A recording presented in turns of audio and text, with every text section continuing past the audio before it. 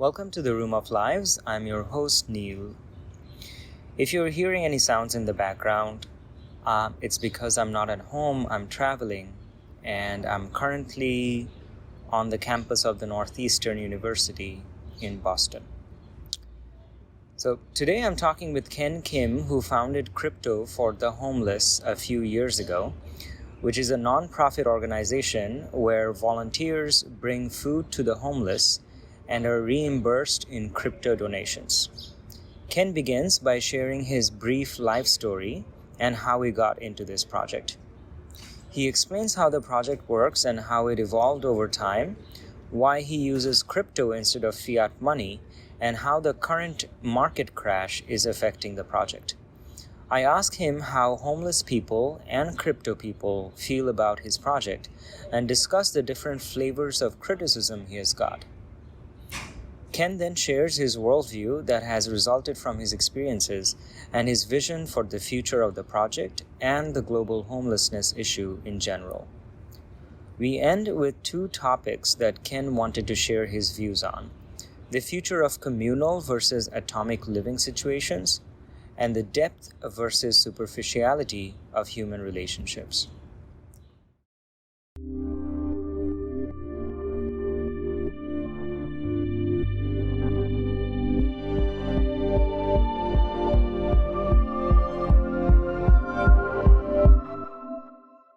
So, like I said, I kind of want to start with like a sort of like a brief like life background, Yeah, sure. like a kind of like a brief story of your life so far, your upbringing, your background, things that you've done, basically the trajectory of your life that has brought you to this point.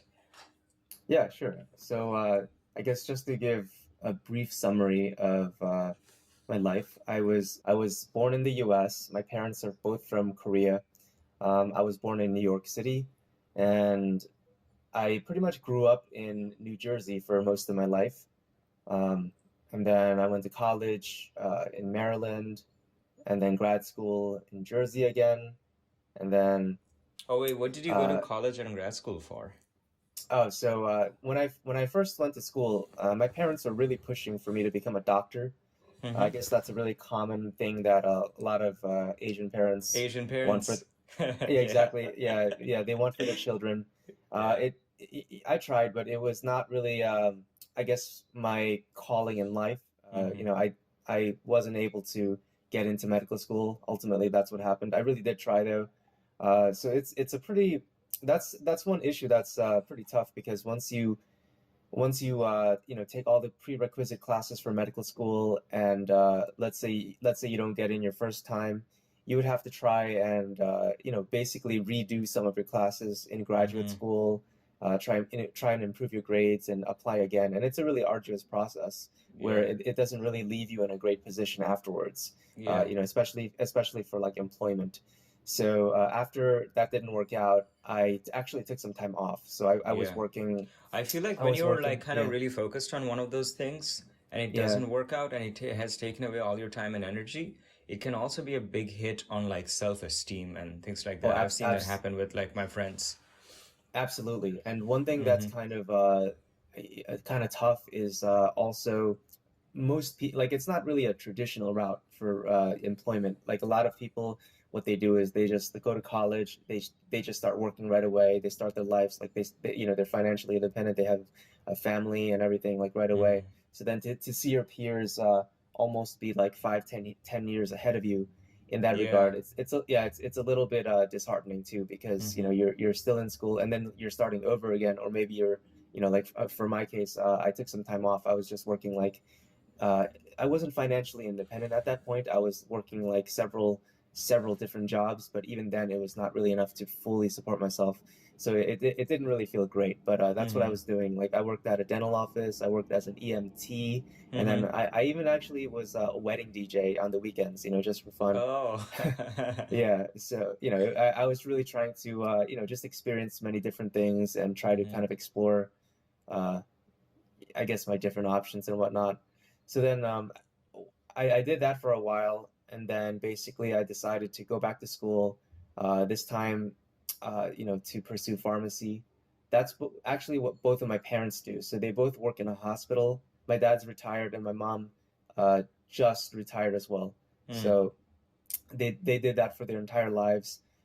For me, I wasn't sure if I wanted to work in a hospital. I was actually kind of against doing exactly what my parents are doing. I Mm. guess there's always a little rebellious side to all of us. Mm-hmm. But I did want to try pharmacy, and then so I went back to school for that.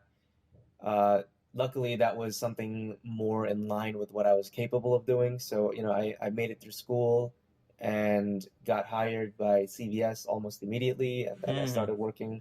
So, it took a little longer than most people, but here I am. So Yeah, I'm I see. finally, I feel like I finally started my life in that regard. Nice, nice. And Yeah. so, how did you get into A, crypto, and B, hmm like the homeless project? Yeah, sure. So that's a good question. Mm. Uh, even before pharmacy school, like way early on, I was really into technology. Like, for example, I am hugely into like building PCs, Mm. collecting game consoles. I read about, I would obsessively read about just any tech news in general. So like about crypto, I'd say as early as like 2013 or 12, like I was pretty into it. Mm-hmm. I didn't have really like I guess enough capital to invest make large investments into it at the time, but I did invest into it just little by little at least, right? I really wanted to.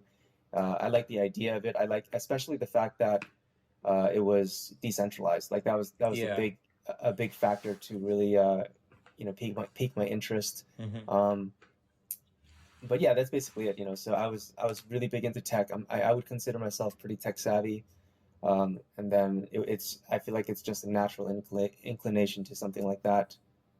So, Yeah. and then I guess regarding the project itself, um, I was always so when I was in pharmacy school, I think I saw, we were all witnessing basically like a shift in how things were being done online, right? And one thing that I guess that really interested me was the presence of like I guess like influencers, right? Like you see a lot of people that are very popular online, and that's always something that existed. Like popular people in general, like celebrities, that's always something that existed. But one thing that was interesting to me was that online it was like a new type of celebrity, right? Like these were people that became popular uh, in a non-traditional way. Like this would never have existed 20 years ago, 30 years ago. Like there's no such thing as an influencer.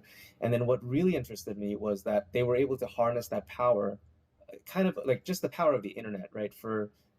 Oftentimes they did it for selfish reasons, but sometimes I saw them do it, for very good causes. Like there would be like a celebrity online that would, basically call people to action. Mm. They'd be like, hey, there's a person out there that's not well known, but they need our help right now. This is like a father or a family or whatever. They need our help. Here's a GoFundMe, and then boom, like you'd see just like everybody on the internet help, put the resources together to help someone out, and in a way that was never possible before. And Mm-hmm. and that type of thing was just, it was really interesting to me. I was wondering like,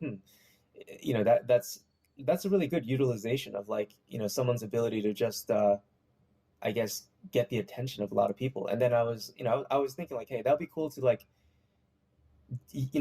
first of all, have that ability and then utilize it for a good cause myself, right? Like that's something that I thought of, but I wasn't really sure how that could be done. And then during pharmacy school, one thing I noticed was like every time I would go to school and come back, I would see a huge amount of homeless people, basically right outside of my pharmacy school. So I went to Temple University in Philadelphia, Mm. and that's kind of like in the inner city almost, like it's not in a great area, and I would have to walk a lot. Like I would have to walk to the parking lot, the parking garage rather, and then get my car, and then I would drive out of the city in and out every single day. Like it was like a 50-minute commute, and I would see minimum at least like 5 to 10 homeless people every single time. Mm-hmm. And I was thinking like, hey, like this is really tragic. Like homelessness is it's a problem that's never going to go away. There's the reasons behind like the cause of homelessness, in my opinion, are very complex. And I was thinking like, is there anything I could do for them? Anything nice that I could just do for them? And I was thinking like, I see them asking for resources. Like they're asking for either food or money, and it's kind of limited. Like they only come into contact with the people that are just they happen to be going driving through that area, but it's not always efficient because sometimes like traffic just won't allow cars to stop there. Sometimes people just are not in the right state of mind to donate anything to them at that time. Like it's first thing in the morning. It's like 8 a.m. and maybe people are just frustrated. They want to get to work and they Mm-hmm. can't donate anything to them. And I was thinking like, what if I could help them in some regard? And I was thinking another thing that kind of uh, like something that kind of stuck to me was around that time. I think there were a couple movies that came out that portrayed a dystopian future. Mm-hmm. Like Blade Runner, and I think there's another one, In Time. But basically, it showed a future where technology has completely overtaken everything. Like it's very advanced technology in the dystopian future, and even homeless people in these movies, they would be panhandling and begging using like barcodes, Yeah. and people would just walk by them and just kind of scan their phone or something, and they would donate like futuristic money. Like it wouldn't be US dollars. It'd be just like Mm-hmm. credits, or in the case of one of the movie in the movie In Time, the currency of the future was time, right? So like Mm-hmm. the really really rich people had like infinite time, like they could live forever, and then the homeless people or the really poor people, they just didn't have enough time, so they would just die very shortly. So like basically it was always a matter of resources. But I thought that those I guess those images from those movies really stuck out to me, and I was thinking like, hey, what if I used like QR codes, using cryptocurrencies, and I collected resources for them online, because I would be exposed to way more people than they are, and then once I collect the money, I can just get types of food that maybe they're not able to get, and then deliver it by hand to them. Like that'd be a cool idea, right? Because nobody's doing that. I Mm-hmm. could kind of carve out my own niche online too, because it seems like a pretty unique idea. It would catch people's attention, as a result, because it's kind of like very different than what most people are doing. Maybe it can catch on, like it would become popular. I would be able to get a lot of resources like this, just, maybe based on the novelty of the idea itself. And then I can start Mm-hmm. something cool. It's like a side project. Mm-hmm. That's basically how it started. And then, I went on Reddit. I paid for food out of my own pocket at the start. I handed out, like 4 meals, as I asked people online for their opinion, like what they thought. Immediately, I got like, just a small amount of donations, like $30 to $50, I believe. And then using that, I was able to really kind of get the ball rolling. I was able to buy more and more food, do more and more handouts, take more and more pictures. Uh, More importantly, accumulate more and more proof that I was actually doing what I said I was to, I said I was going to be doing, and then by building upon that on social media and websites and whatnot, it actually, became what it is today, which is a lot more successful than before. Yeah. So what does the whole thing look like? So you get like a QR code. Like, could you walk me through the process? Yeah, absolutely. So basically, right now, if right now if I were to do a food handout, it's really simple. So for myself, I would basically plan it out. Mm-hmm. I would either go out and get some food and prepare it. So like let's say I wanted to get 10 pizzas. I would just order 10 pizzas from, the most economical place possible. So like Little Caesars is typically what I do. Uh, so I would order the 10 or 15 or 20 pizzas, pick it up, print out, the like 10, 15, 20 flyers from my, the flyers that I designed with the QR codes on them. I would tape them onto the pizzas, and then I would go to the most populated homeless area possible, basically in Philadelphia, or wherever is nearest to me, which is Philadelphia, right? That's the easiest place for me to find homeless people. I would go there.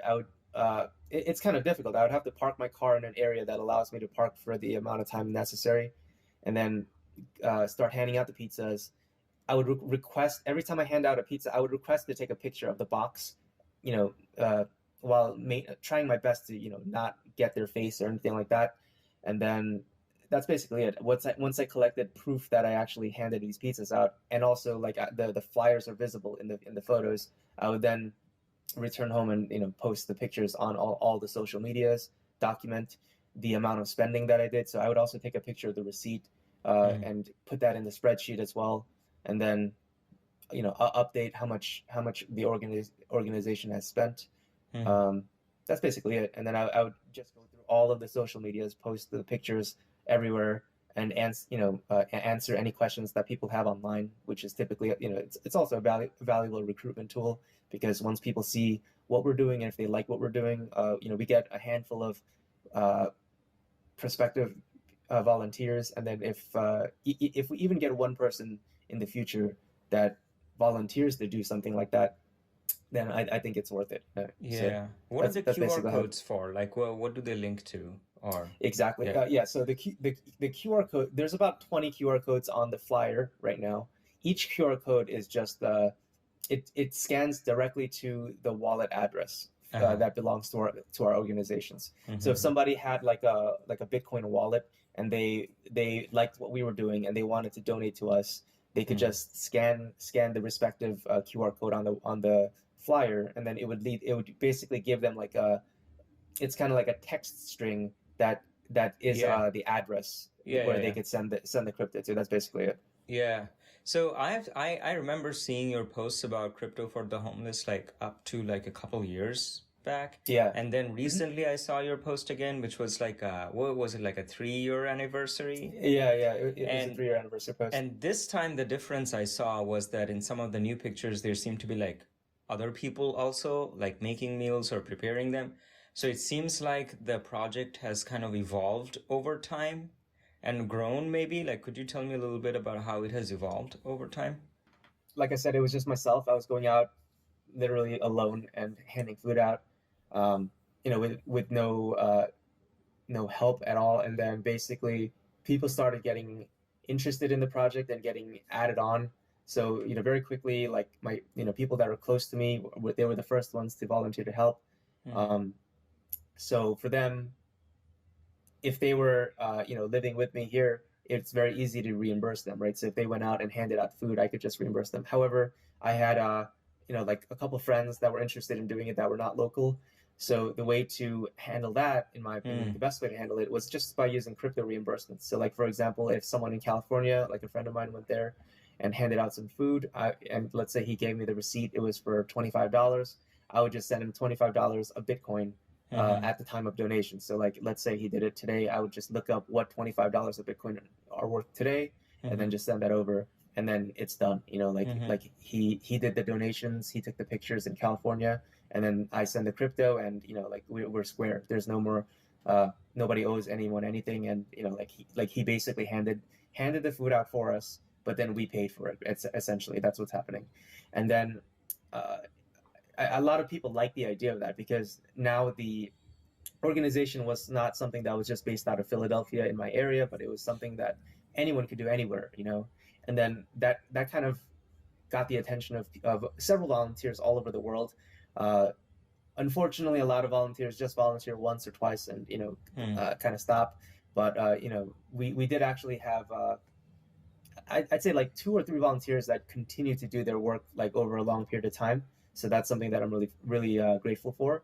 But basically, yeah. So we got a lot of volunteers that were interested in working for us, handing food out. Um, and then because of the fact that I could just send crypto to them so easily, it allowed these type of reimbursements. So over the years, that's what you're seeing in those photos. It's basically like people from New Zealand, from like Mm-hmm. California, from Australia, like all over the place. Like people, there's Bangkok, there's Mm-hmm. Nicaragua, so it's or India. It's pretty interesting. There's a lot of different volunteers. They choose to do a lot of different type of food handouts. So some people cook all of their food from groceries. Some people buy fast food. Some people get food from their local merchants. Yeah. And it's really interesting to see the type of people that are these the food is also being handed out to. Like I said, there's a lot of pictures, especially from the one that really stuck out to me was the volunteer from India. So like uh, I didn't realize how serious of a problem homelessness was there, but obviously it is very very serious. Mm-hmm. And the pictures really kind of emphasize it, right? Like you see um, the conditions of that area where he's going to. It's a very like a really poor area. You can see there's even children there. Like that's very uncommon. Like in a lot of our previous pictures, you don't see a lot of children, but in the Indian photos you do, and that's Mm-hmm. it's very sad. And I'm really glad that he was able to prepare like a huge amount of meals and hand them out, to the really homeless and needy. So it was really nice to see that. Yeah, I actually, a cousin of mine Hmm. that I grew up pretty close to in India, he also started doing the same thing, particularly during the pandemic. He would Mm. just like buy or prepare food and just like drive around on his motorcycle handing them out to like homeless people. Mm. But I don't, yeah, I think he was not getting like reimbursed like officially or anything, but we were just like, the people who knew him were just like kind of donating money. So Yeah. what does your kind of balance sheet end up looking like? Do you end up getting enough donations like after 3 years of operation to have covered the costs? Yeah, so it's really strange. So when I first started, like I said, I started very cautiously, right? Because I Mm, wasn't sure, like, whether or not I would even receive one donation. Like when I first mm, went out, I just assumed that the first $10 I spent was just gone. I was like, all right, I'm just gonna hand out 4 meals, and if it works, it works. If not, like maybe I'll continue doing it in the future, just really slowly, because like I don't want like. I was in school. I didn't really mm, have huge income, so I was just like wondering if it's something that I can even afford to do over the long term. And then once I got that first donation, instantly, like, the way my mind works is just basically like, okay, I got $30. Now $30, if I split it up into like $5 meals or so, or maybe even less, like let's say, like if I really have to be cheap, I can buy just like dollar menu stuff mm, and split that up into, like let's say 5 or 6 meals. That means I can go out and hand out 5 or 6 meals. Maybe that's like 2 or 3 more times of going out and mm, getting some content for my project, and hopefully that'll lead to some more uh, donations and allow me to continue to do this. So mm, basically, like that $30 donation to me was like it was like lifeblood for the organization for like 3 more trips, which might, mm, if I go out like once a week, it'll be 3 more weeks of being able to go out. So then I did that, and then it was basically like after that I got I think like several $100s the third time I went out, and then I was like, wow, this is really catching on. So then mm. that made me think like, okay, now we have like months. We're not talking weeks, we're talking months of Yeah, life for the organization. And then yeah. after like the first week, I think someone gave us like a $2,000 donation. And then instantly, yeah, exactly. Instantly, I was like, wow, like $2,000. It was like more than $2,000. I was thinking like, okay, this is great. People really like support what we're doing, even though it's kind of like, it's kind of like a little project that someone started in the garage, basically, right? It's like, Mm-hmm. this is I'm not like a professional charity. It was like I wasn't even registered as a charity at that point. It was just like some guy on Reddit. So basically, the fact that someone supported me that early on, I was so grateful. I was like, wow, I have $2,000. Like if I really stretched it out, I could actually probably go for like a year or something like that. Yeah, yeah. Like spending pretty generously too. Like I can get like pretty good food, and pretty good amount of food, and continue to get content. And I felt like going at this rate, it's probably like it's unlikely that I will not get future donations, especially if it's catching on this fast. So Mm-hmm. basically, like I continue to go out as much as possible like that, and then there were two significant events. So basically, at one point, I believe after the I I'd have to look at the sheets now, but basically I think it was the second year is when the most important donations happened. Mm-hmm. We received like a $35,000 donation all at once, and then shortly after that we received a 22 or $25,000 Oh, donation at once. wow. Yeah, followed by several different $2,000 donations. So then so ultimately in the sheets it shows I think our received amount is $74,000 or something like that Wow. total, Okay. which is plenty. Yeah. So that's enough to keep us going for 10 plus years now, right? And Yeah. at this point I don't even worry about donations. It's not even something that I ask for anymore. If it Mm-hmm. happens, it happens. If not, it's okay. Wow, Um, that's great. Yeah. yeah, and yeah, so Yeah. it's enough for us to comfortably fund volunteers, comfortably go out ourselves, and just not worry about funds really too much over Yeah. the long period of time. Well, And like that's really amazing. Yeah. it is amazing, and Yeah, it's yeah. it's kind of I feel like this is kind of an example of the utilization of the internet that I described earlier, right? So it's not even like we have a lot of fame. We're not really like an influencer group or anything like that. Like I would not say that crypto for the homeless is like a household name on the internet. It's not something Yeah. most people know about. Maybe people that are browsing crypto subreddits have seen the organization post time to Mm-hmm. time, like such as yourself. But it's not really at that level. And even Mm-hmm. then, like all it really took was, I guess, just to get the attention of a couple wealthy individuals that were very generous, and then we were able to get that funding. And like Yeah. I think I posted something about that in my anniversary post. Basically, like all projects, all charities, it's an issue of time and money. It costs time and money to keep operating something.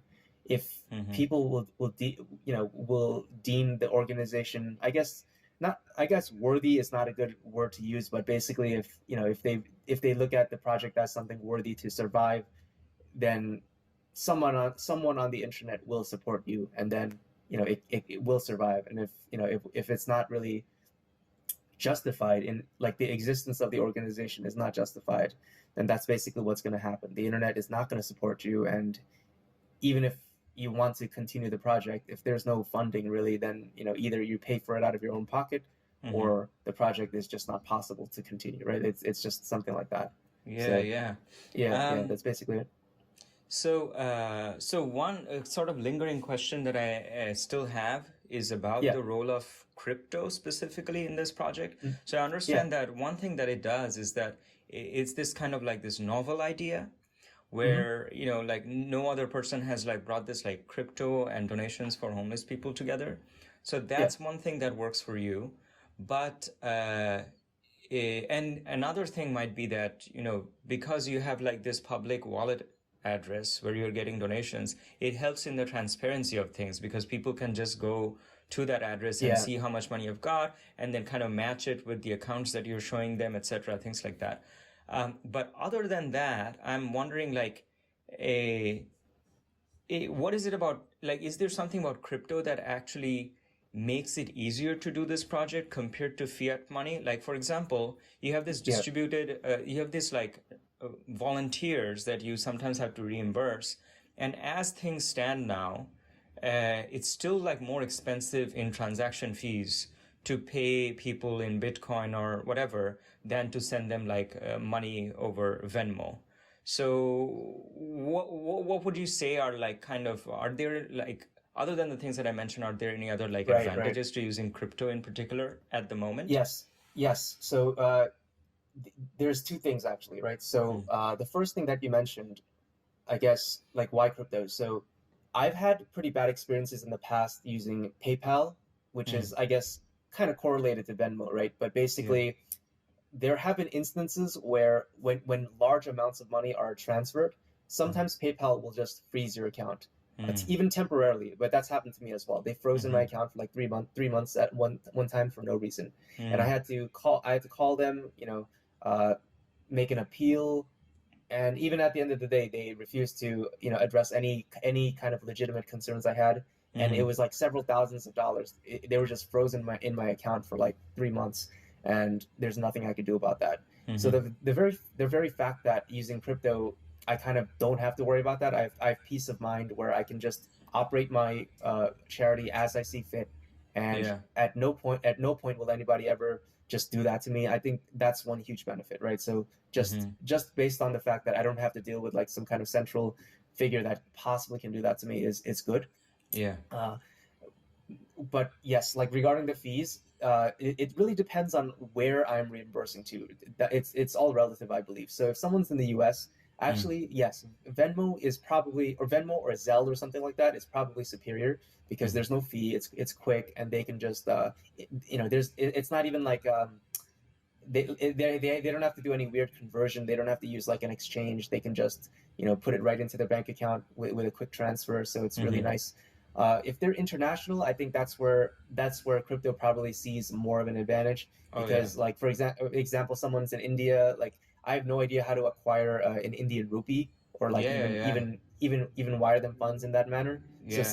being able to send like an Indian volunteer like Bitcoin, Mm-hmm. even with a little fee, I think, in my opinion, might be Yeah, it costs the maybe. same as sending Yeah, anyone in the US the Bitcoin. exactly. It Or costs the maybe same as. not, because then they have to withdraw it from an exchange in India. If Yeah, they want to yeah, yeah. convert it to fiat, that's a bit of a hassle. Yeah. Exactly. That is a little hassle, but Hmm. basically, I guess for me at least, it makes it a lot easier. Like I could just Yeah. send it to them. I know exactly what value, it is for me. They could Hmm. do the conversions on their own time, and then there's no. I think wiring has a fee though, right? So like I think Oh yeah. wiring, yeah, the wiring fee Yeah. is higher That's than what the happened crypto with fee. my cousin is Yeah. we were kind of pooling together our USD resources here and sending him money. And he Yeah. was not only working with the homeless, he was also working with like stray animals in the streets of Okay. India, and he got really good. He learned a lot about how to take care of them. Yeah. And so he was like healing like sort of like more like day-to-day ailments of these animals, and he was starting to set up some kind of a shelter. So we pooled together some resources, Hmm. and by the time it gets to India, it's like worth a lot. But also these international transfer fees cut into that stuff. Oh yeah. Yeah. So, but the interesting thing is that the same thing happened where people just saw him do this like out of his own pocket, and they started pooling together the resources to where at some point he was like, guys, I don't need money anymore. Yeah.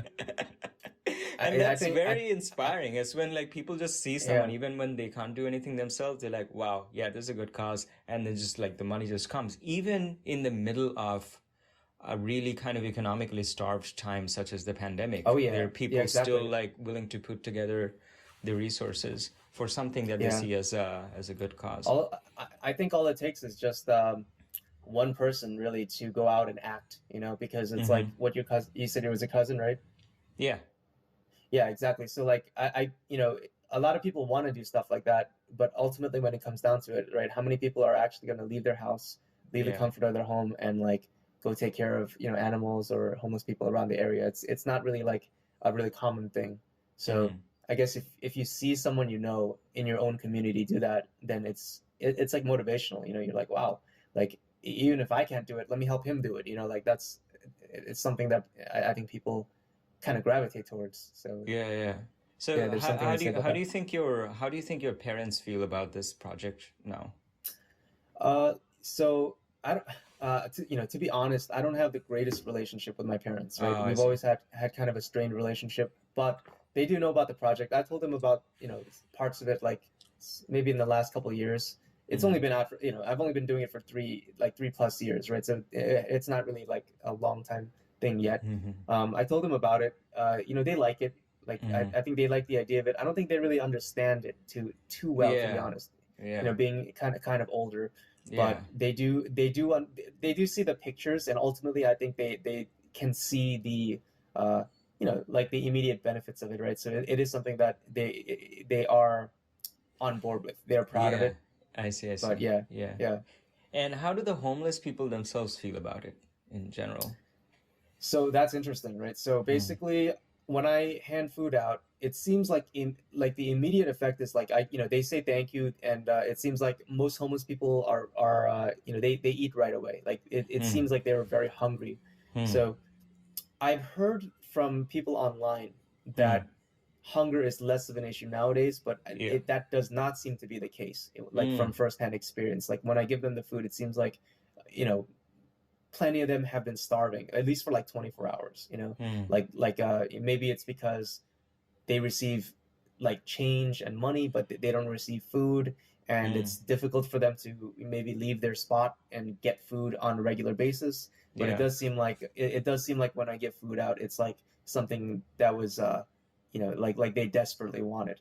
So Mm. in that regard, it seems like they definitely appreciate the hand delivery of the food. But then there have been occasions where people, some of them have refused the food outright because they Yeah. don't like the idea of the organization itself.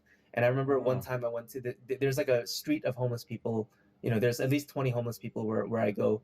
And then when I gave food out to like 10 people on one side of the street, I crossed the street, and then when I offered them pizza, the guy started walking backwards away from me, and then there's like an obstruction, like Mm. like one of those construction signs. He was Mm-hmm. hiding behind it, and he said this is for you, meaning like he wants me to stay out. And I said, Mm. okay, I'm sorry, and then I just left the area. But basically, I think some of them have the wrong idea, that they think that um, I don't know, like I'm taking the pictures to embarrass them or something like that, or to put them on display online or something, and Yeah. it's not that was not that was Like never my to intention. exploit them in some way to, yeah, for your own. Exactly. Like Mm-hmm. that was never my intention. And actually, like it's not even if it were possible to do that, I would have done that. Like not taking any photos. But the very Mm-hmm. nature of the internet is that Yeah. they demand proof for Mm. every single thing that you do. Like I Yeah. remember even at the start when I did take the pictures, there were still some skeptics saying that I wasn't handing out food or I was like stealing the money or something like that. And Mm-hmm. even right now, I have like 3 years of photos. I probably have like thousands of photos of people receiving food with our flyer with the flyer on the food, Yeah. which is basically the flyer serves as proof that we did it. Yeah. It's not like I just went outside and took a picture of a random person helping out a homeless person.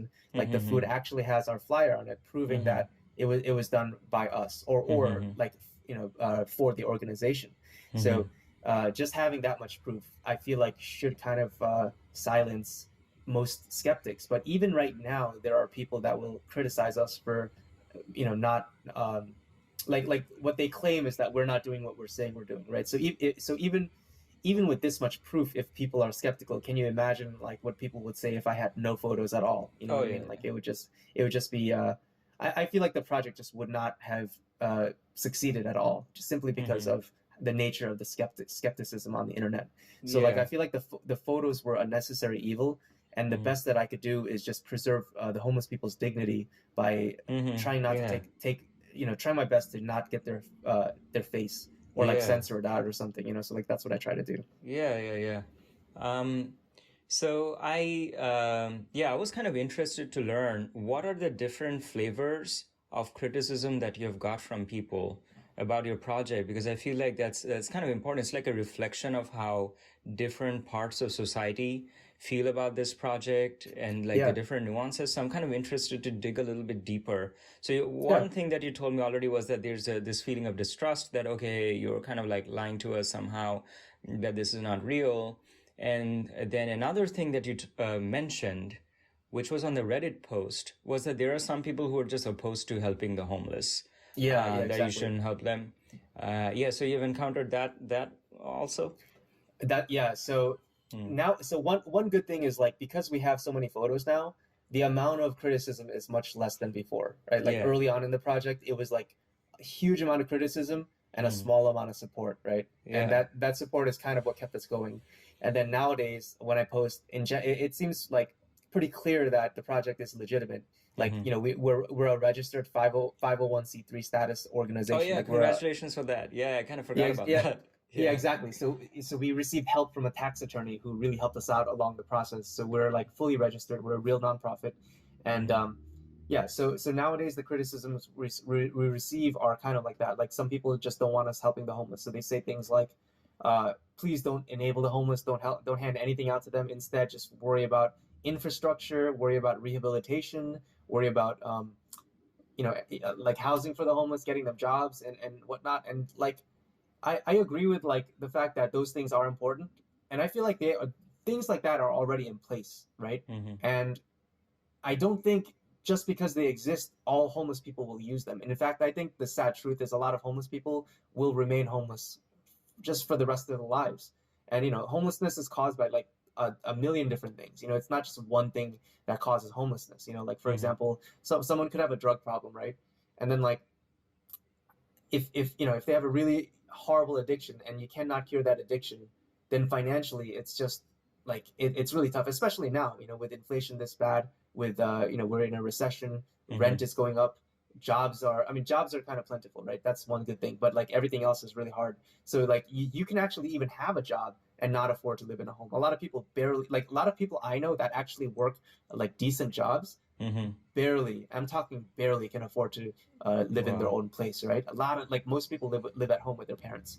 So Hmm. if you're homeless, to get out of homelessness, like to get out of that poverty, it's really hard. You Hmm. have so many obstacles. So even Hmm. if there are government programs out there to design for rehabilitation, for whatnot, like to help out homeless people, a lot of them are just not able to fully utilize help like that to get out of Hmm. homelessness. It's just so tough. Hmm. So the point of our organization was never to cure homelessness or fix it. It Yeah. was just to do something nice for homeless people, just to let them have something, like, just to show them that there's a human being willing to Mm-hmm. come to them for a delivery, just to Yeah. be there. That's basically the main reason why I made this project in the first place. And Yeah. then, like, another criticism is, and this is a big one, it's regarding the balance sheet. So, like, a lot Mm. of people see that we received like $74,000. I think so far we've spent $7,000 or $8,000 total, right? That's about a tenth of our uh, donations being spent. Mm-hmm. They have a problem with that. They expect to see like 100% of the funds being used. Like Mm-hmm. like they want to see that we spent $74,000 Mm-hmm. right now. And I Mm-hmm. feel like that's the next most common criticism. And in my opinion, I think that's a little bit ridiculous too, because that's not how businesses work in general. Like, we have two employees, so me and one other person. We work, full time for this organization, and by full time I mean, like, in 1 week, minimum of 30 hours, right? And Mm. we don't even take a paycheck from this. Like we're actually doing it for free. We get paid $0, Mm-hmm. and that's uncommon. Like, for most nonprofits, people that are employed, especially full-time employees, they receive like even a minimal salary from it, and we don't do that. Mm-hmm. So, just based on that, most nonprofits have extra funds for this purpose, to pay for payroll, for business operations. Like, it's not, it's to expect an organization to have zero funds on reserve is a Yeah. little bit ridiculous, right? Like, it doesn't make any sense. Yeah. But that's basically the next criticism that we receive.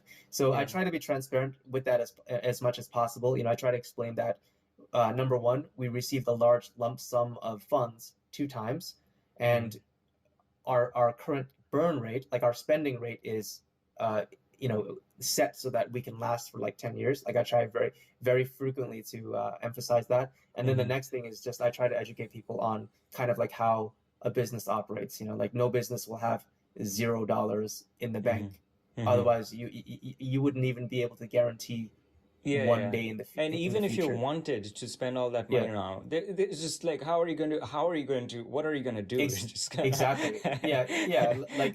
Like in my own geographic area, like, I can't give like, yeah, 5,000 pizzas per person or something like that. Like, it doesn't yeah. make any sense. Like, in terms of content, that would also not be good. Like, Mm-hmm. I would rather have many different trips as opposed to Mm-hmm. one huge trip. Like that. Just personally, that's how Mm-hmm. how I saw this project being Yeah, yeah. run. So, I yeah. see.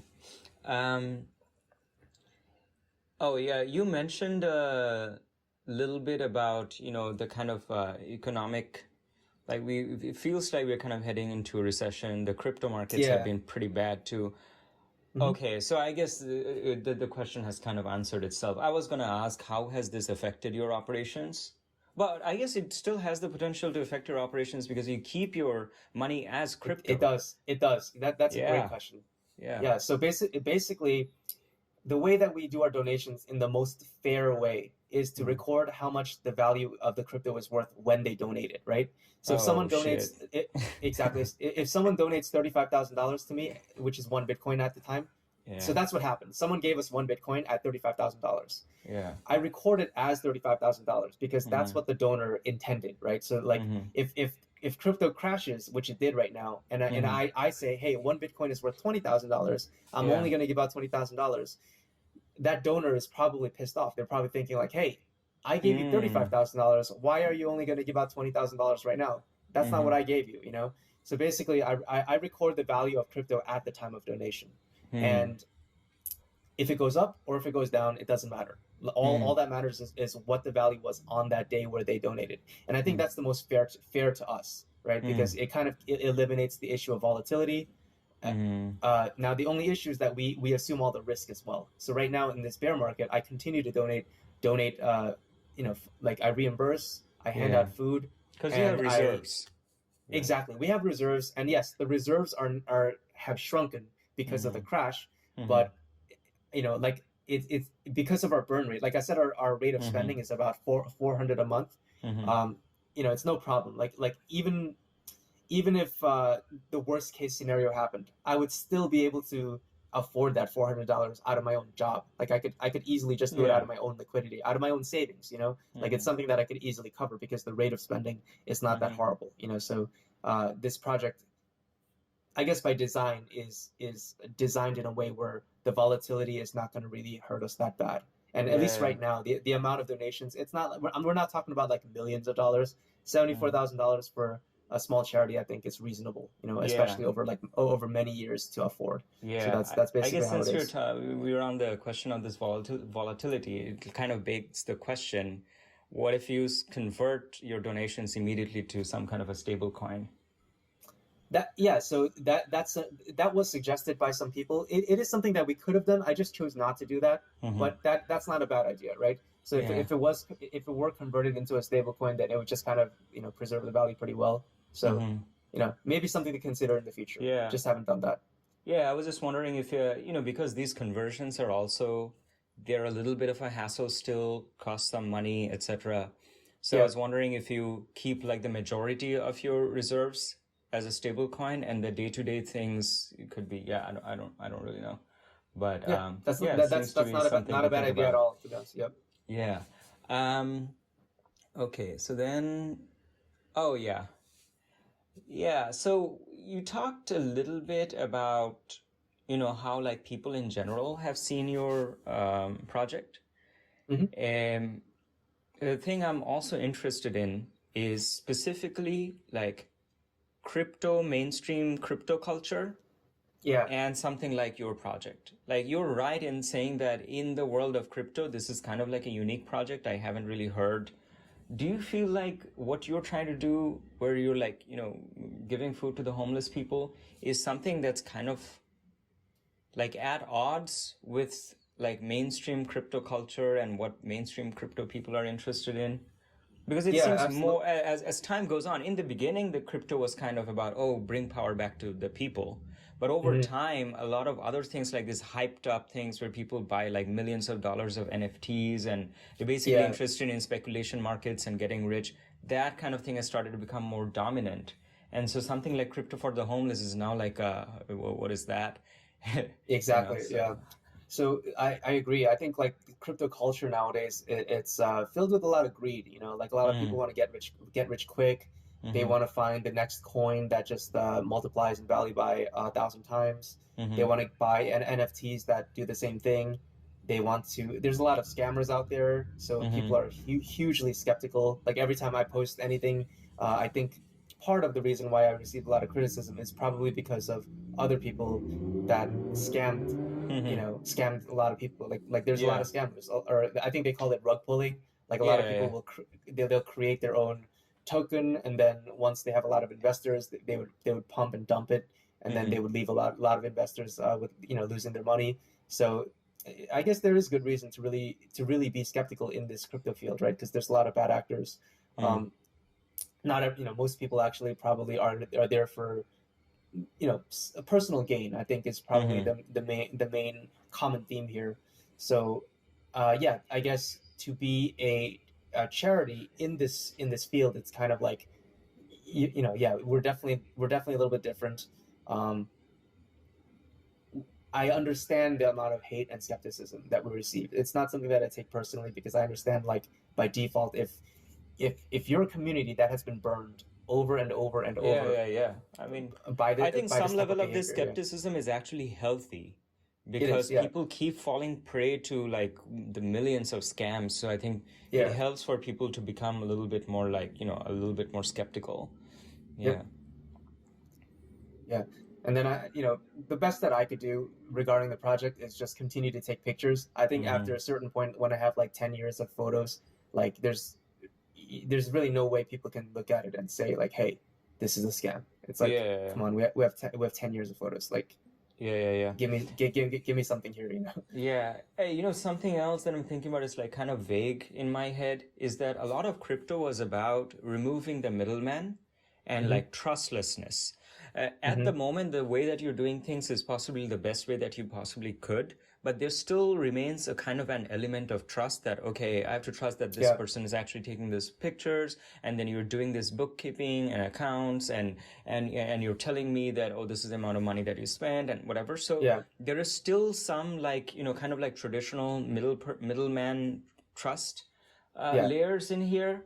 And I wonder if using or leveraging the crypto technology further in some way, you could make a project like this even more trustless, and people would be like, oh yeah, that's totally where the money is going. Things would become more transparent. I don't know, off the top of my head, I don't clearly know how this can happen, because like homeless people don't have their own wallets and things like that, so they're kind of out of the system, Yeah. outside the crypto system. That's where the crypto system ends. So I don't know how you would extend the transparency, but that seems to be one possible way in which to leverage the power of crypto more than fiat, which is like make it even more trustless and believable and transparent.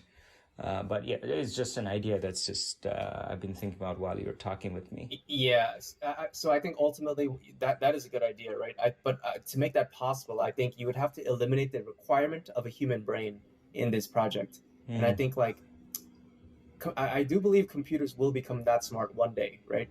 And I'm not like I know smart contracts are kind of like an example of that, Yeah. and AI as well, right? AI is something that's very Hmm. important. Basically, like why I'm saying that is because ultimately you need a way to verify the food handout being Hmm. legitimate. That's a major part of what I do with the volunteers Hmm. is like when they submit photos to me. Not all the volunteers do it correctly, by the way, right? Some Hmm. people will uh, they'll hand out food but they won't take a picture of the receipt, or Yeah. they will hand out food, but like one person did it at their place of work. They work Hmm. at a homeless shelter, and it's like Hmm. that's not really a food delivery. Like we're supposed to like the whole organization's belief, their vision is to deliver food to the homeless people that normally would fall through the cracks. So Yeah. like I would prefer if they went out to the homeless people on the streets and Hmm. handed food to them, right? So basically, just to verify things like that, like to verify whether or not the food handout was done properly. Hmm. I do believe AI can do that at some point. I'm Yeah. not sure if it can do that right now, but Yeah. I Yeah. mean, like if that's possible, then yes, I feel Yeah. like this whole thing Something can that be I can sort of automated. tell you along the lines of this is that I recently interviewed an Ethereum developer on my Yeah. podcast. Her name is Loredana, and she's from Okay. Romania, and she also works like pretty much for free on like nonprofit, and she just develops free open source software, and she's Hmm. not part of a company or anything. She just like does this because she's got certain ideologies and motivations for why she should do it. And one of the things that she's interested in is the way she calls it is provable news, Okay. because today there's like a lot of things that you see, this is what happened, especially during times of war. Yeah. Like in Ukraine, one party says this is what happened, another party denies it, etc. So she has been thinking about how could you leverage more like, I don't know if AI or, yeah, maybe AI and blockchain technology to have some kind of like stamps on like, okay, this is something that actually happened. Mm. This is like, how to produce news that's provable, which is cross-referenced by different streams of information. And Mm. I don't completely understand, but the idea, but the motivation behind thinking of this idea is kind of the same, is how do you authenticate some real world event that happened to the Yeah. point where people can no longer dispute about. I mean, people can still dispute about. People still dispute the fact that the earth is flat or round. So there's Right. always going to be people who will, like make the waters muddy no matter what. But I think it's still possible to like get the technology to a place where if you're really interested in the truth, you can accept that evidence and be like, okay, yeah, I'm Yeah. convinced that Yeah. this is actually what happened. So maybe that's something for you to just look into in your idle time Yeah. is what is this That provable sounds. news Yeah. stuff? No, I didn't even know about that. That sounds Yeah. amazing. Yeah. But it's very much in the bleeding edge technology. This is still Hmm. like, just being kind of worked out. So one question that I had that's like a little bit more about your personal perspective Sure. is after working with on this project for like 3 years, uh, are there any ways in which like you have personally matured through your experiences, or your worldview has changed or matured, or you've learned something new either about the homeless population or something else, or just about life or things like that? Yeah. I mean, I feel like the more I help people, right, the more I like I guess my empathy, just the level of empathy I have with them goes up a lot. I Mm-hmm. feel I really think about what it really takes to get to the level of homelessness, right? And I feel like it's not as much as most people think. Like you have, like basically to not have a stable home. How does that happen, right? If you have addiction, I've seen addiction happen so many times amongst people I know, Mm-hmm. and that's basically probably one of the primary reasons why people are homeless. Um, if you don't have a good support system in place, which is pretty much like it can happen easily, right? Like sometimes you just have like one person that really Mm-hmm. pulls you out of your addiction. Like if you don't have that one person, Mm-hmm. what was the alternative outcome? Like you just Mm-hmm. spiral down a really bad Mm-hmm. path. You maybe become unemployed, and then you become financially unstable. You're not able to Mm-hmm. afford rent anymore. And then Mm-hmm. if you don't have someone really helping you get into rehab or something like that, and that's it. Like then ultimately homelessness is on your trajectory, right? Mm-hmm. And it can happen to anybody. Like addiction in particular happened. I've seen it happen to very close friends of mine. People that are very close to me. One of which I was able to help drastically, right? Mm-hmm. But I've seen this happen on a regular basis, and it's like I don't blame them, because um, depending on what they're addicted to, it is sometimes very very tough. Like they could want to uh, they could want to get cured with every Mm-hmm. ounce of their will, Yeah.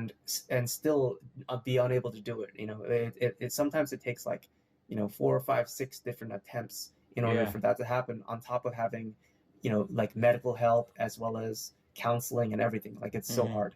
So when you do this without a support system, it's 10 times harder, maybe 100 times harder, Mm-hmm. Mm-hmm. insurmountable even, right? Mm-hmm. So if that's the primary cause of the majority of homelessness, I really feel for them, right? Yeah. And ultimately, I can't be a support system for 500,000 people. It's impossible. You can't just go around pulling every single person out, even though you want to. It's so hard, right? You just can't do that.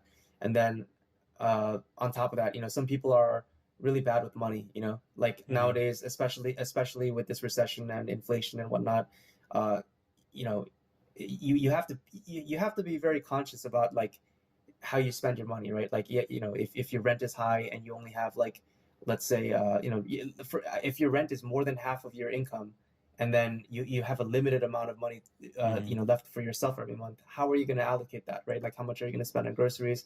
Are you really going to go out and, get the cheapest possible, best value for your dollar meals or groceries? Like, are you really being responsible? Are you investing in retirement? Like, a lot of people don't do this. Like Mm-hmm. this is something that I've done for myself obsessively, right? And Yeah. just based on that, like after doing that, it made me much more aware of how other people are handling finances. And yeah, basically, like one thing that became very apparent to me was even like people that are well educated, like really smart people, a lot of them don't do this either as efficiently as possible, or at all. Like Mm-hmm. some people just have enough to live paycheck to paycheck with no retirement in mind. Mm-hmm. And these are like people that work hard, people that are smart. So if you're homeless, this isn't even something that you're thinking about. You're just thinking about like your next meal, basically, right? Mm-hmm. So it's I really feel for them too. So Mm-hmm. it's like people that have all the advantages in the world are unable to do it. How do you expect someone with the whole deck stacked against them? How do you expect them to really get out of that, right? Like they have to Yeah. stabilize their job, get out of addiction. On top of that, that first, when you don't have stability financially, you have to really like,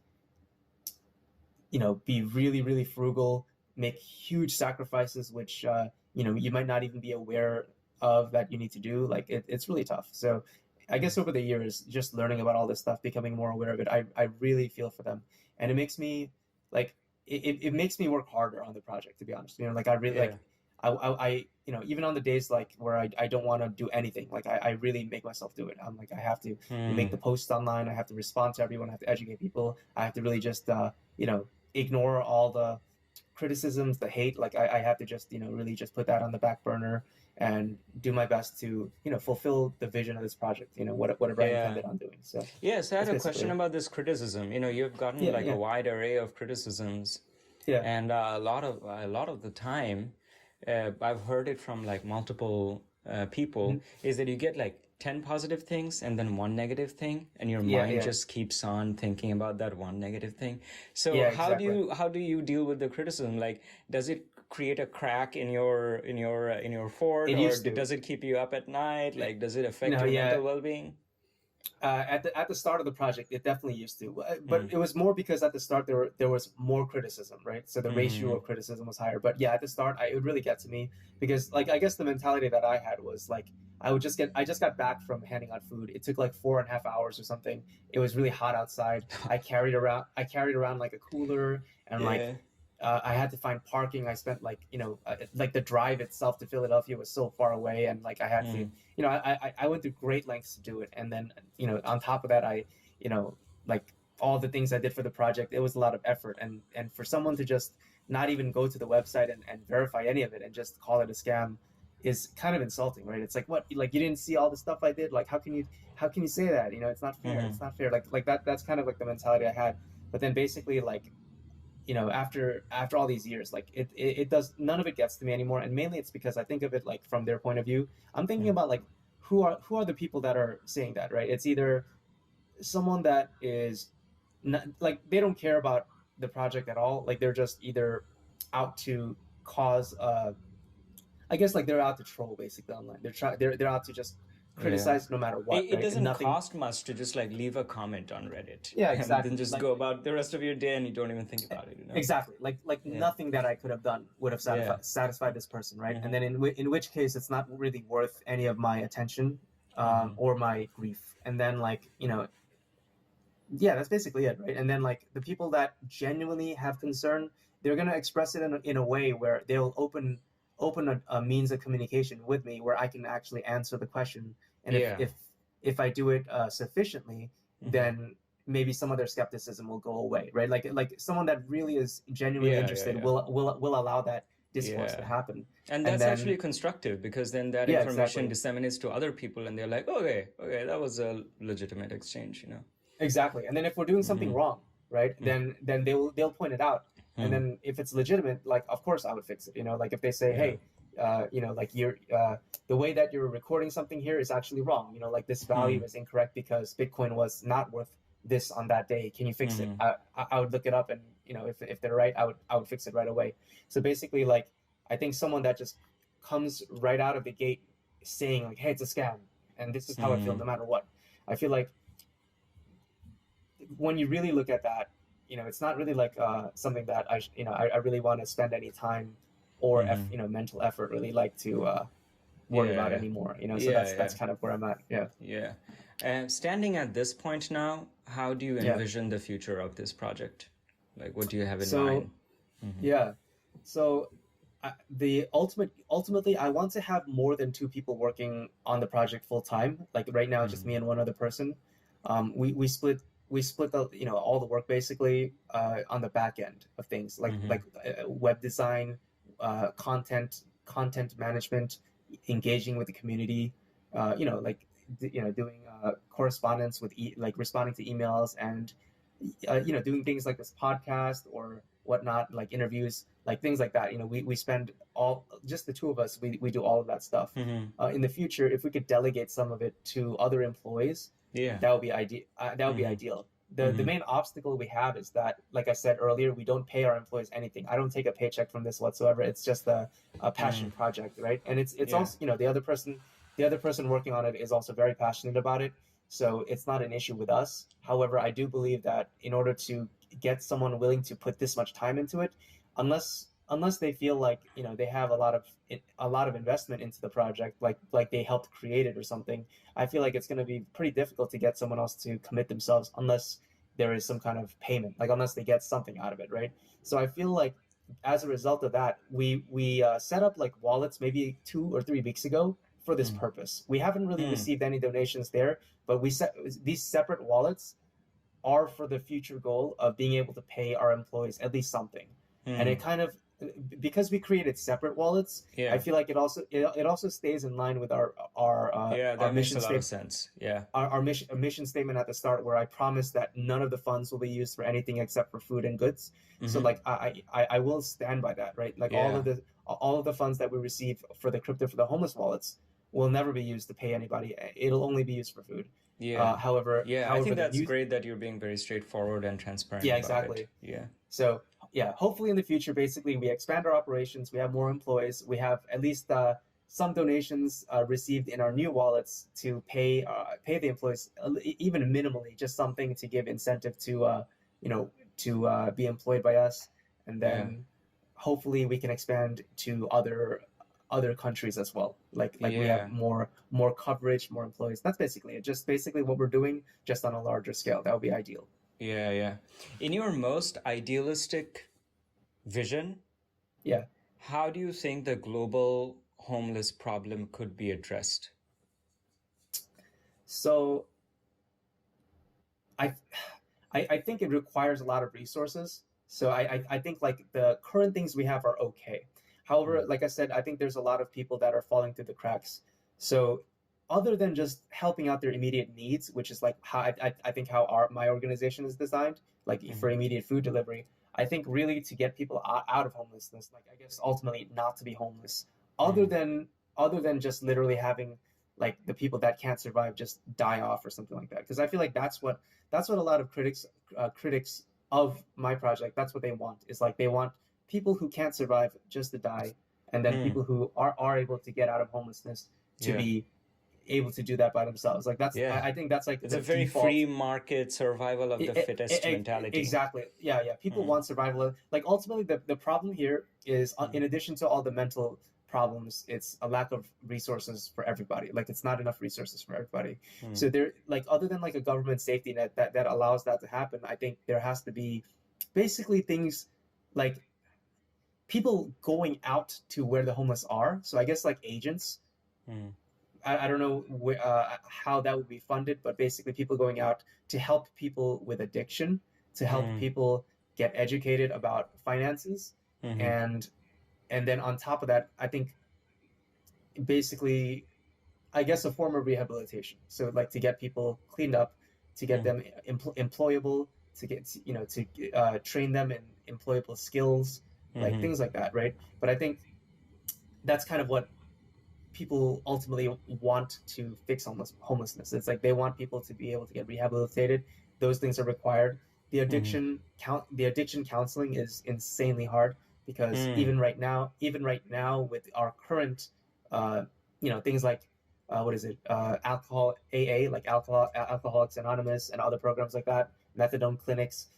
A lot of them are really like they don't have a huge success rate. They do help a lot of people out, but a lot of people like just uh, can't break away from their addiction, even using those things, right? So Mm. it's going to require like a Herculean effort. Like you need people going out there, doing it on the streets instead of like inside of a building, one-on-one counseling, maybe delivering methadone. Like you need primary providers that are willing to go out there, prescribing methadone to people on the streets in a very unconventional fashion, and then Yeah. keeping up with them, like doing rounds. Like they have to, kind of like in a hospital, they have to go around on the streets, going to where the homeless people are, in order to really get full coverage, right? And that's going to be a really scary Mm. thing for people to do to do if they ever choose to do this, because like when I go out to these areas, they're not always the safest areas. Like I've gone under the bridge, Yeah. in the yeah, like under the bridge, it's really dark. There's a lot of homeless people there that are actively using drugs. There's tents that they're staying in, and it's there's no road there. There's no police officers there. Like it's not well monitored. It's Yeah. not well lit. Have you So ever for felt like endangered in any kind of situation while oh you've been yeah, doing this? absolutely, I have, and I try to minimize that. I try to go like during the daytime. I try to go with a Mm. lot of people, like at least two, like me and someone else, or Mm. three people. So we're actually gonna that leads us to a good point. I'm like on our website, we will be releasing like a safety tips post about this as well, for people that are gonna potentially volunteer for us in the future. But yeah, it for this reason, this the volunteering is also not for everybody, right? Because Mm. it's like if you're not comfortable taking that level of risk, then Mm. it's dangerous, right? It's like Yeah. just going by yourself. It's not recommended at all. You know, it's like if Mm-hmm. especially if you're in a more vulnerable population, like if you know if you are in the demographic where you know you might be susceptible to let's say physical violence or something like that, right? Like or worse, then Mm-hmm. I would recommend like taking a lot of safety cautions before going out to these areas where homeless people are because you know anything can happen, right?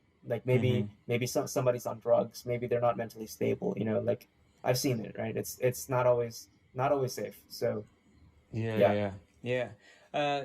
Kind of going off of the topic of thinking about how the global homeless problem can be addressed in the future. One of the things that you wanted to talk about is the direction that living is headed in, and yeah. I'll just read out the little description. It said, as we all know, the cost of living in general has risen dramatically. Will it be normal in the future to live in larger tribes or villages in communal living situations instead of the more traditional atomic family? Yeah. The interesting thing is, like, for example, in India, it's the opposite trend that's happening, where, like, kind of like Hmm. communal or multi-family households are now becoming like kind of atomized, like Oh, nuclear okay. families. So yeah. So tell me a little bit more about it. Seems like you're talking about like kind of the opposite trend Wow. again. So that's very interesting that you say that. I didn't know that. Mm-hmm. That's pretty interesting. I wonder why that is in India. Like, is that Yeah. something that you are aware, like, do you know why that's happening, or is that just the trend? I'm not, I don't know if off the top of my head I can tell you, but what I can tell you is that traditionally Indian households have been like big ancestral households. Okay. Okay, one thing is that India used to be like mostly rural, Yeah. like mostly kind of like a village. And, of course, the population has increased a lot. People have moved a lot more to cities. And in cities, of course, real estate is lower. And, so basically people move away from their communal homes in the villages and come to the cities. And in the cities, it's not possible really to have ancestral homes like that. The Mm. house that I grew up in, it used to be like this big house on a plot of land where my dad's like kind of like larger family all stayed in that house.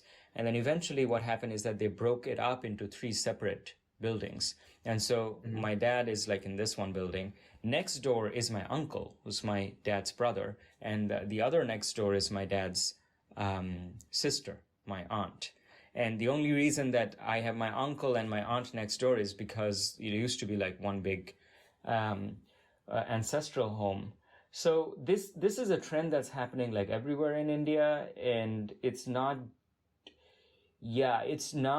just about this ancestral homes being broken up into like smaller homes. It's Mhm. also something that more generally kind of pervades all of society. And I was just talking to my dad about this, is that the feeling of community in the same neighborhood, people used to know who they are, and they would used to go to each other's houses and things like that. And so the entire neighborhood was a little bit more like a community. And now Mhm. there are just like apartment buildings in India Uh, where people don't even know. It's more like the US is how it's becoming, is people don't yeah. even know who their neighbors are. Yeah. And I mean, I can't really make any like immediate statements about why this is happening, but I would feel like one thing that's very clear is that Western capitalism and the ways in which it shapes people's professional and personal lives is kind of spreading like a virus across the Mm. entire world, and it's changing even cultures like India, where the economy and society is becoming in many ways more and more like the West.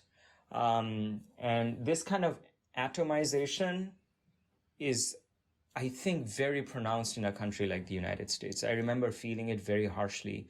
When I first came here, I felt very lonely and very Mhm. isolated compared to the kind of community that I used to be embedded in India. So, yeah, I feel like this is just a trend that's just happening around the world right now. I see. Yeah. So yeah, no, that's really interesting. Mm-hmm. I guess for me, the reason why I propose this topic is because I know that in America, yes, like everybody, the American dream. is to have Mm. the atomic family. That's like the end goal for most people, right? Like I think when you're Mm. growing up and you think of success, you think of having your own family, your own house, your own Yeah. everything. Yeah. And everything, all the laws and everything is meant to protect that, right? Like you don't Mm-hmm. want anyone to infringe upon your Mm-hmm. rights, your freedoms, and your home. Like in a lot of Yeah. states, if someone just steps foot on your home, you can kill them with a gun.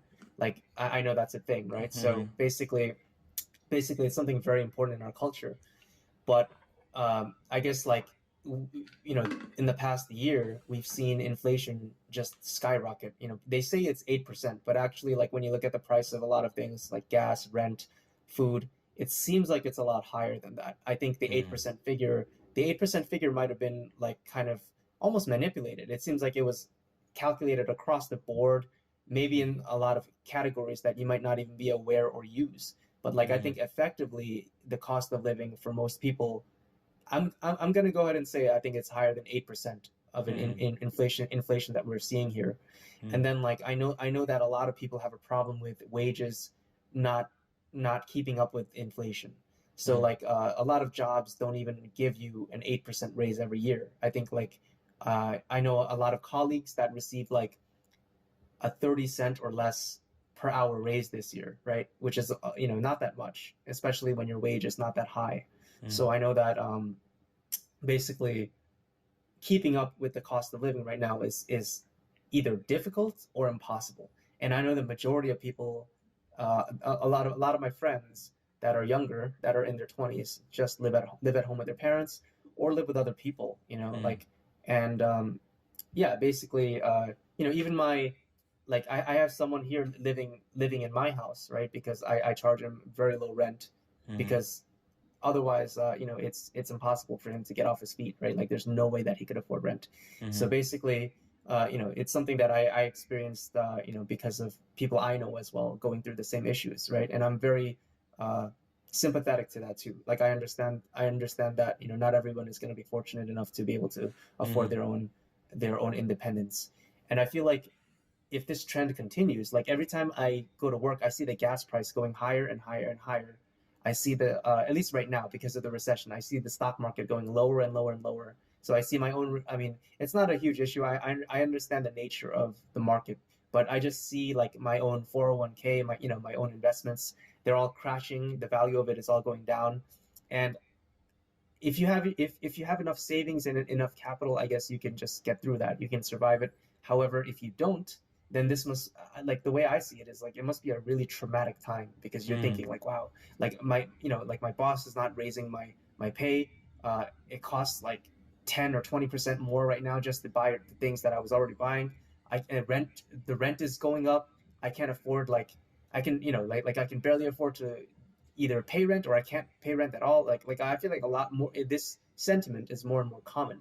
Mm-hmm. So the only solution is just basically to live together with other people, right? And right now I see it already happening. Like people who normally wouldn't be doing that are doing that. And I think I saw a figure online. They said like nowadays people between 20 and 30, there's 51% or like more than 50% of them are living at home. And this Mm-hmm. figure in the past was 30%. So Mm-hmm. like it increased by 20%. So Mm-hmm. basically, if that's the trend that we're heading in out of necessity, then I wonder in the future if there's not any kind of huge correction to fix this. If Mm-hmm. that's gonna be the norm.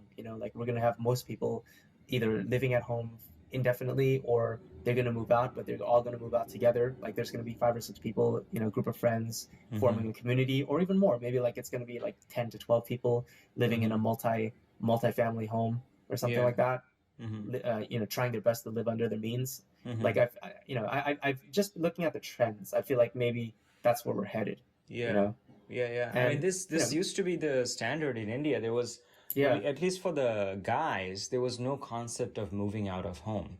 At yeah, a certain age, you became of marriageable age, and you brought hmm home a wife, and she just became yeah, part of this big ancestral home, and you get an yeah, yeah, aunt and uncle and whatever. And so that life was a life in which multiple generations of the family basically lived and died in the same village or same city. But one of the things that has really changed is that the nature of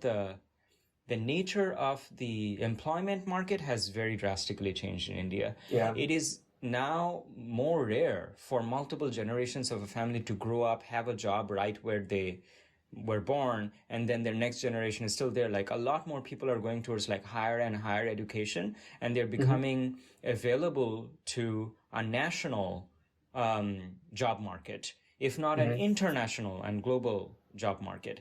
So it is very common now for at least like urban, educated, middle class youth to be getting a job and moving somewhere away from their home. And also the culture is changing where they're like, oh, this is how it's supposed to be. I'm just going to live with my family, either in a different city, a different part of the same city, or a different country. So what this is doing is that it is creating the need for like individual housing units, so many more individual family housing units. And so it's putting a kind of pressure, like it's like a material pressure, like we have to construct so many things, so many more things per person. Now there needs to be more resources because every little family has to have their own place. So it's definitely not as much of a minimal or efficient use of our resources. So in that way, it definitely hurts the planet for every person to be consuming so many more resources. But I feel like to try and reverse that trend, it would be a big cultural pushback too, because there's so many things tied up with that. Now, if you ask these people, oh yeah, you have to go back and start living with your family, there are other things tied up with that would make it like kind of hard. I personally live in a co-op, which is I think it's like kind of a happy medium, because you're not going back to live with your family, but you're living kind of more with your peers, but still in like kind of a collective household in which more resources are shared, and you're minimizing your impact. And that's personally something that I've been kind of interested in, is like in India, I think it would be a great idea for more cooperative living things to kind of start and foster for unrelated people, not family, but just like people that are not blood related, but coming together to share a household like a family would. I think it would be a good idea. I think one thing that's also like happening is people are working more, right? So like if you're not getting a raise, the only solution is to work more hours if possible. So I see what's more and more common nowadays, it's people working 50 hours a week, or like 45 to 50 plus hours a week, in order to get overtime or something like that, right? To justify that pay raise. And it's like, if a lot of jobs have the opportunity for that, especially now in the current market, because we have a lot of people quitting jobs too. It's really sad, because now what you see is like people with less free time or almost no free time. And basically like, maybe you get like one day off during the week, and then that day is just spent recovering from the grueling work you did during the week. And that type of lifestyle is just so different than like, I guess what would be ideal, where you could spend time with your family, with your loved ones at home, and like, just work, like a reasonable amount, right? Like right now, our culture is really pushing for that. Then they're basically saying, like, a lot of the mentality is basically like, listen, I worked 55 hours this week, I worked 60 hours this week to justify my lifestyle. If you can't do it, then you're not working hard enough. Like it's basically like that kind of mentality that's really being pushed, to a lot of people nowadays. And I feel like it's definitely not a good thing. It's kind of weird. Like a lot of my conversations in real life and also on this podcast are becoming increasingly about topics related to this, about climate change, about our increasing kind of like atomization of our lives, and how like the pressure of work is increasing. And kind of this brings us to our next topic that we wanted to talk about, the increased sense of isolation from other people. It's like human relationships and connection with humans, connection with nature is being put in the back burner. And it's like work, productivity, consumerism, buy more stuff, work more to buy more stuff. That hamster wheel is becoming more and more and more.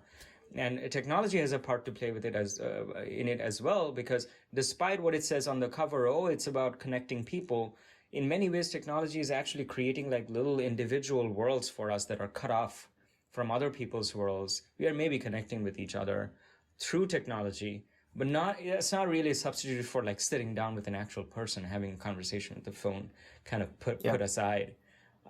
So yeah, there are some definitely very rapidly evolving global patterns that are emerging that are kind of unsettling, and I feel like our generation will have to deal with it, figure something out. Either we go down to apocalypse, or we figure something out and come Right. back, you know. So I wanted to kind of pick your brain about this. I was a little surprised that you wanted to talk about human relationships, and so the thing that you said was, ultimately, are all human relationships superficial when it comes down to it? It is very easy to become cynical about this. However, we all need human relationships more badly than most other things. What exactly is a genuine relationship? The first thing that I feel a little bit surprised by is that you seem to have this feeling a little bit that, all or many human relationships can just be superficial. Can you tell me a Yeah. little bit about where that feeling comes from for you? Yeah, of course. So, I mean, I guess maybe it has to do with my personality, but like I felt like I'm in general I would classify myself as someone that's not super easy to uh, get close to maybe or get along with. I'm not sure what the right word is. It's something I'm Yeah, working on, of course. I try my best, but yeah, in terms and what I mean by that is like I guess close friendships. yeah. Especially Like especially when I was in. vulnerability and intimacy. Yeah, exactly. Yeah. Especially like I noticed this in college. Like that was the Mm, first time I was off by myself and I was able mm, to freely interact with people like my peers. And I saw that a lot of people had, really easy time just commingling, getting into their own groups. And like for me, it was a real struggle. Like it was yeah. tough to really. I mean, even if it wasn't an issue of not opening up. Like I tried my best to open up, but it goes further than that. Like Mm, you have to really like stay in touch, have a lot of common interests. Like there's a lot of things that go into a really good friendship, right? And it's like it's mm-hmm, not nearly as easy as I thought it was, right? So just just doing that, I thought was more difficult for me. mm-hmm, But in general, I realized that it was like sometimes friendships were just completely dictated by your proximity to someone. Like let's say you live in the same dorm as someone and then you mm-hmm, move away the next year and you don't ever speak to them again, or like they stop talking to you. It's mm-hmm, like that in my opinion is kind of a superficial friendship. It's like it was something out of convenience, and then once you're no longer close to each other physically, you don't really have any reason to stay in touch, right? And that's kind of sad, but it is the nature of a lot of friendships. mm-hmm, Sometimes if you go to a new workplace, if you have a new job, the same thing happens where you're friends with someone, but let's say you quit the job. That's it. Like you don't see each other, contact each other anymore. And this type of thing I noticed is a pattern. Like it happens over and over again, not in just my life, but in everybody's lives. It's something that happens very commonly, right? mm-hmm, And then like when you think about the people that you do stay in touch with, even those relationships sometimes can kind of like fizzle away. Like after mm-hmm, a long period of time, maybe it just becomes so inconvenient mm-hmm. to stay in touch with someone. Maybe it's just like maybe something about that person over a long period of time just kind of rubs you the wrong way. Maybe you don't Yeah. like. Maybe they complain too much, and as a Mm-hmm, result, you're like, you know what? Maybe I'm not going to answer the call or something like that. Like things like that happen, and then if the relationship with that person just kind of disappears or fizzles out after like let's say 10 years, you know was that really genuine? I mean, I don't know. Like I don't know how to classify that, right? mm-hmm, And it I guess now that I'm a little older, it's something that I've seen a lot, right? And it's actually kind of discouraging. It's like, mm-hmm, what is the reason why people talk to other people? Like what is it? What's the main thing that creates friendship? Is it like a transactional thing? Like, is mm-hmm. it because you could get something out of get some kind of benefit from the other person? Is it kind of like a mutual, it's like a symbiotic thing, or can you actually say that a genuine friendship occurs when maybe that's not on the table? Maybe when you truly can't really get much from the other person, but you just decide to Mm, spend time together, or develop a relationship regardless, right? Is that mm, is that even something that happens? Like if there was no benefit that you would get from another person, mm, would you still have a relationship with them? Like mm, you know hopefully the answer is yes. Like I do want to believe yes, and I do want to believe that genuine I relationships feel between like people. the answer Yeah, does not have to be yes, because yeah, I think things like friendship or compassion or love are not zero-sum games, mm-hmm. in the sense that it's not transactional precisely in the sense that, if like two people are become friends and they enjoy each other's friendship, it's not like the value that one person is gaining from that is something that the other person is losing. Mm-hmm. Interestingly, oftentimes the value that they're getting is like proportional. So it's Yeah, like they're creating value out of nothing. And yeah, so I think of it as like a positive sum game where the sum of the benefits is positive. And so if mm-hmm. the sum of the benefits is positive, and in fact, the amount by which you gain or benefit from that company is also proportional to how much the other person is gaining, then the more the gain, the better. So Yeah, I don't necessarily see that if you are with this person because you're getting this benefit, that there's necessarily something wrong with it. That would be the case if it was kind of transactional, and if right. however much I was gaining was actually something that was being taken away from that person. But I feel like this positive sum aspect of it is how it all kind of like squares together. Is in non-transactional relationships, it's okay to be gaining some benefit, and I feel like, to me, it's completely fine that I'm with you because it makes me happy, because I notice that it also makes you happy. Now, if it was the case that it's making me happy at the cost of your happiness, that would be a different thing. Right. But yeah, I mean that's just my yeah, attitude about it. Yeah. that is a pretty good way of looking at it, actually, right? Yeah. I guess if both people are getting a net positive and there's Hmm. nothing really being lost, Yeah. then I guess that is ideal. And like I Hmm. said, like I'm not like I wouldn't consider myself so cynical where I believe that there's no such thing as a genuine relationship. I'm never saying that, but I'm Hmm. basically just noticing a lot of superficial relationships, like I described. Like that's a very common thing that's happening, right? Yeah. And it's yeah, I definitely don't like that at all, you know. Hmm. And then even with people like okay, like I think I mentioned like my own parents earlier. Hmm. So basically, like one of my biggest issues, and I think a lot of Asian people have this issue with their parents, is like they are kind of seen like as an investment by their parents, right? Like they want the best for you. However, at the same time, there's also Hmm. other things. For example, like in Asian culture, something that is very prevalent is face saving face, right? And what I mean Hmm. by that is like their reputation amongst their peers is something Hmm. very important. So Hmm. if something bad happens, they would hide it, or just cover it up or something like that. And Yeah. like part of this is your own children. So like your own children's success is important, but part of it is for the wrong reason, and it's to save face. Yeah. So if you could kind of brag to your coworkers or your peers as like an older Asian, and you Hmm. say like my child is a doctor, my child is successful, Hmm. then it looks very good for you, right? And Yeah. in the culture, that's very like praiseworthy, but Yeah. it's not necessarily for the good, for the best reasons of wanting your child's happiness. Yeah. Like Yeah. Yeah. like especially if your child like didn't want to be a doctor, for example, or Yeah. something like that, right? So Yeah. it's like in that regard, I would say that's very superficial. Yeah. That's not a. I, I wouldn't even say that's the basis of a good relationship at all. Like Yeah. I think That like that like that what. really brings you to question, Yeah, is like, oh, is my worth then exactly. just all of the marketable things for the society? And if I'm not able to deliver those goods, is there any leftover worth? And I feel like under those circumstances, I can kind of start to see how you would start to become cynical Yeah, of of exactly. of, of relationships, and you're kind of like seeking for something where your worth is just being that person, and Yeah. and that's enough. Yep. Yep.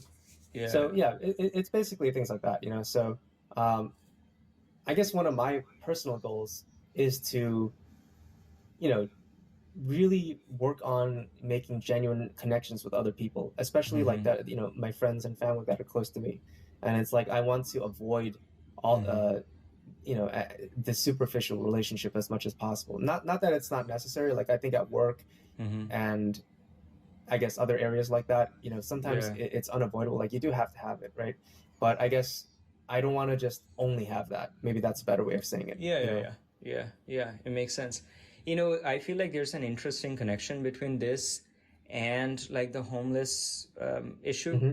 because I feel like, I mean, of course, I'm kind of projecting because I haven't had that experience, but one feeling that I get is that in many ways, the thing that hurts the most as a person on the fringe of society is, of course, it hurts to not have like material resources, but to constantly get this feeling from the entire rest of society that you're not worth anything, Mm-hmm. that I'm not even going to look you in the eye.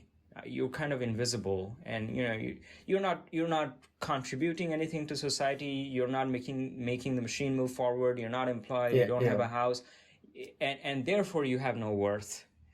Is that's gotta hurt really a lot as a human being. And so I feel like, when you were talking about how the more you work on this homeless project, the more you have this empathy. And I think this empathy is something that's kind of unconditional.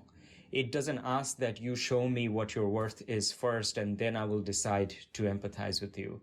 And so yeah, I think at the bottom, at the end of the day, like, it kind of comes down to working on the feeling of empathy and respect, and the feeling that, okay, you're worth it. That's not conditional on Mm-hmm. all this surface phenomena. And yeah, I don't know. I mean that's something that's not just about the homeless thing, but also about, like, real life interpersonal Yeah, absolutely. relationships. Yeah. I personally have had not the same experience, but kind of like a similar experience that I've been noticing in the last several months is that, I mean, I have a lot of friends and everything, but sometimes I notice that it's like one thing that's particularly difficult for me is I'm pretty good at listening to other people's like problems and emotions and Yeah, things like that, but I'm not very good at being vulnerable with yeah. them and telling them what it really is going on, what are my emotions, and being actually like kind of weak and open and vulnerable. And I used to think that, okay, so a lot of these relationships I thought was kind of one way, that I was kind of just like providing, but I cannot emotionally lean on them because they're Yeah. not going to be able to take it. And so it was, those relationships were not really feeling like intimate for me. It was only in one Mm-hmm. direction. But Right. then I heard a couple of people tell me, like, you gotta give them a chance. Like, you gotta, regardless of what you think, the way that they're going to respond appropriately or not, it is an exercise for you to start just trying to become more vulnerable, regardless of whether or not they catch you. Right. Right. So I kind of started doing that, and in the beginning it was like, my mind was constantly critiquing, like, I'm telling this person of some trouble, and they are like, maybe like, okay, or whatever, or they take, they respond a little bit, and in my mind it's like, whoa, if someone told me that, I would have helped them so much better. So my Yeah. mind was like critiquing that, oh, your response is not as good as I would have, Right. but then over time I tried to keep changing my mindset to be like, any little thing that you give me is a bonus. You're not obligated to give me any love, compassion, or empathy, and my mindset has to become that, like, anything that you give me, I'll just appreciate. And so the more I started doing that, and the more I started kind of even giving up my expectations and just practicing being more vulnerable, I noticed that the more really genuine my relationships started to feel. And it was kind of interesting that it was like, oh, so it was possible for me to do something just on my end Mm-hmm. without the world or these other people changing. And it does make me feel more connected, regardless of what the other person is doing or not. So that was kind of like an interest, and I'm still working on it.